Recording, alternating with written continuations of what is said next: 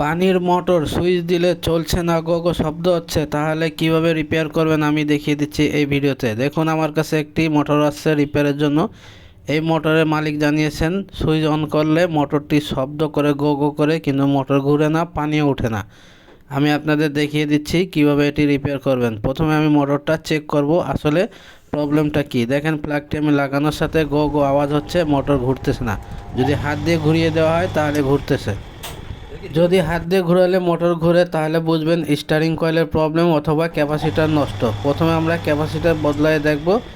অনেক সময় বিয়ারিং জাম হয়ে গেলে মোটরটি এরকম গো গো করে ঘুরে না, তো বিয়ারিং নষ্ট হলে হাত দিয়ে ঘোরাতেও আপনি পারবেন না। তো সেক্ষেত্রে প্রথমে আমরা যদি প্রবলেমটা এরকমই হয় তাহলে ক্যাপাসিটার চেক করব। এখানে আমি দেখেন ক্যাপাসিটার দেখতে পাচ্ছি ফুলে গেছে, ফেটে গেছে। তো এই ক্যাপাসিটারটা নষ্ট হয়ে যাওয়ার কারণে মূলত এই প্রবলেমটা হয়েছে। তো আমি এখান থেকে ক্যাপাসিটারটি খুলব। আপনারা মনে রাখবেন এই ক্যাপাসিটার খোলার সময় কোন তারটি কোথায় ছিল, কীভাবে ছিল। যেভাবে খুলবেন নতুন একটি ক্যাপাসিটার ওইভাবে লাগিয়ে দিবেন। এই ক্যাপাসিটারটি হচ্ছে 20 ইউএফের। আমি এখানে নতুন একটি ক্যাপাসিটার লাগাবো 20 ইউএফের। দেখেন এখানে লেখা আছে 20 ইউএফ এবং পুরনো ক্যাপাসিটারও লেখা আছে 20 ইউএফ। তো এই 20 ইউএফ ক্যাপাসিটারটি লাগিয়ে দিলেই ইনশাল্লাহ মোটরটি ঠিক হয়ে যাবে। ক্যাপাসিটারে পয়েন্ট থাকে 4টা। দেখেন এখানে 4টা পয়েন্ট আছে, মূলত পয়েন্ট 2টা, এই 2টাকে 4টা বানানো হয়েছে, তাই 2 পাশে শর্ট থাকে। এটা দেখে তারপরে আপনারা ক্যাপাসিটারের কানেকশানটা করবেন।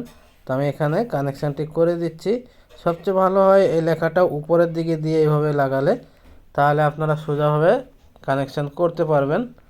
দেখেন এখন আমি এখানে চেক করব ক্যাপাসিটার যেহেতু নতুন লাগানো হয়ে গেছে। এখন প্লাগটি দিব। দেখেন এখানে প্লাগ দেওয়ার সাথে মোটর ঘুরতেছে, হাত দিয়ে ঘোরানো লাগে নাই।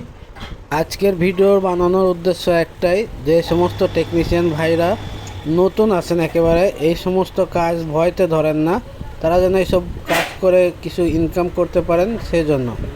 তো এই ছিল আজকের ভিডিওটা ভালো লাগলে লাইক দিয়ে শেয়ার করে দেবেন, আর চ্যানেলে নতুন হয়ে থাকলে চ্যানেলটা সাবস্ক্রাইব করে রাখবেন। আল্লাহ হাফেজ।